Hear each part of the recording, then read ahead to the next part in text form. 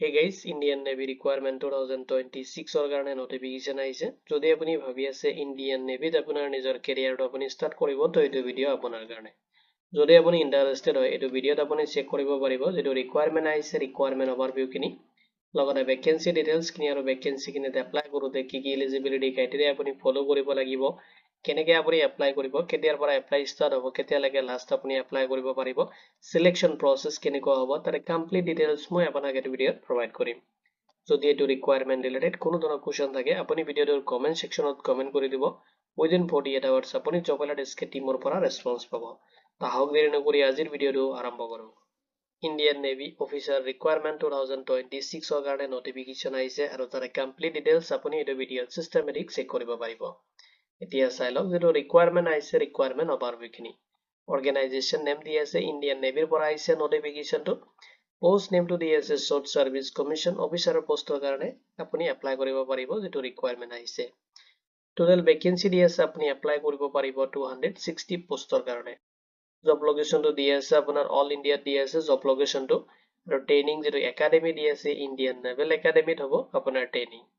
application যেটো mode হয় আপুনি অনলাইনত কৰিব লাগিব এপ্লাই কেনেকৈ আপুনি অনলাইনত এপ্লাই কৰিব তাৰে বেসিক ডিটেইলছ মই আপোনাক এই ভিডিওত প্ৰভাইড কৰি দিম এতিয়া চাই লওক ব্ৰাঞ্চ ওয়াইজ আপোনাৰ ভ্যাকেন্সি মো দি আছে আপুনি এপ্লাই কৰিব পাৰিব এক্সিকিউটিভ ব্ৰাঞ্চত নেক্সট আপুনি এপ্লাই কৰিব পাৰিব পাইলট নেক্সট দি আছে নেভেল এয়াৰ অপাৰেশন অফিচাৰ পোষ্টত আপুনি এপ্লাই কৰিব পাৰিব নেক্সট এয়াৰ ট্ৰাফিক কন্ট্ৰোলাৰ পোষ্টত এপ্লাই কৰিব পাৰিব লজিষ্টিক পোষ্টত এপ্লাই কৰিব পাৰিব নেক্সট আপোনাৰ ডিপাৰ্টমেন্ট দি আছে ইৰিগেশ্যন যেটো ব্ৰাঞ্চ ওয়াইজ আপোনাৰ পোষ্ট হ'ব নেক্সট আপোনাৰ ইঞ্জিনিয়াৰিং ব্ৰাঞ্চত আছে নেক্সট আপুনি এপ্লাই কৰিব পাৰিব ইলেক্ট্ৰিকেল ব্ৰাঞ্চত নেক্সট আপুনি এপ্লাই কৰিব পাৰিব সামাৰ এণ্ড টেকনিক্যাল ব্ৰাঞ্চত এপ্লাই কৰিব পাৰিব আৰু এইখিনিত এপ্লাই কৰোতে আপুনি ফলো কৰিব লাগিব এডুকেশনাল কোৱালিফিকেশন খিনি তো বিচাৰিছে আপুনি যিকোনো ৰিকগনাইজ ইউনিভাৰ্সিটিৰ পৰা যদি বেচেলাৰ অফ ইঞ্জিনিয়াৰিং বা বিটেক কোৰ্স কমপ্লিট কৰিছে মিনিমাম আপোনাৰ 60% মাৰ্ক থাকিব লাগিব তেতিয়াহলে আপুনি ভ্যাকেন্সি খিনিত এপ্লাই কাৰণে এলিজিবল হ'ব লগতে যদি আপুনি এমবিএ কৰিছে বা পোষ্ট গ্ৰেজুৱেচন ডিপ্লোমা কৰিছে আপুনি এমএসসি কৰিছে বা এমটেক আপুনি কৰিছে এজ পাৰ যেটো আপোনাৰ ব্ৰাঞ্চ ৰিকুৱায়াৰ তেতিয়াহলে আপুনি এই পোষ্টত এপ্লাই কৰিব পাৰিব যদি আপুনি ফাইনাল ইয়াৰ ষ্টুডেন্ট হয় তথাপি আপুনি এপ্লাই কৰিব পাৰিব লগতে আপোনাৰ যেটো নোটিফিকেশনত মেনশন কৰিছে সাবজেক্টটো যেটো ডিপাৰ্টমেন্ট হয় ব্ৰাঞ্চ হয় সেটো হিচাপত আপুনি সাবজেক্ট লৈ কিনে কোৰ্সটো কৰা হ'ব লাগিব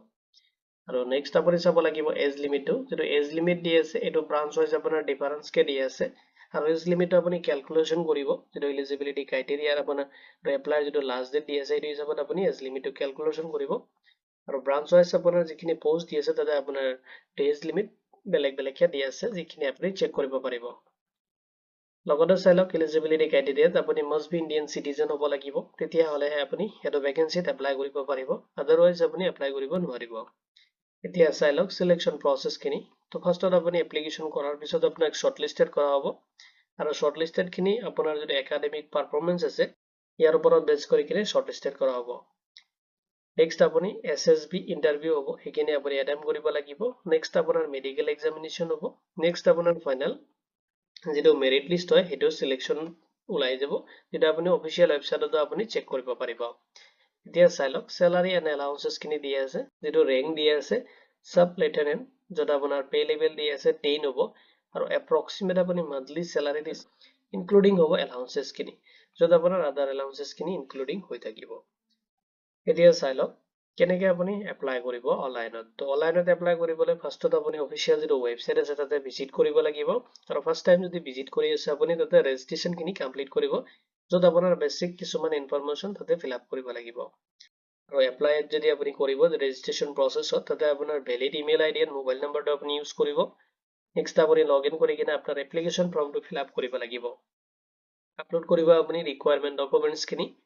নেক্সট আপোনাৰ এপ্লিকেশন ফৰ্মটো সাবমিট কৰিব আৰু সাবমিটৰ যেটো লাষ্ট ডেট দি আছে বিফোৰ আপুনি 24 ফেব্ৰুৱাৰীত কৰিব কাৰণ লাষ্ট ডেটটো আপোনাৰ 24 ফেব্ৰুৱাৰী দি আছে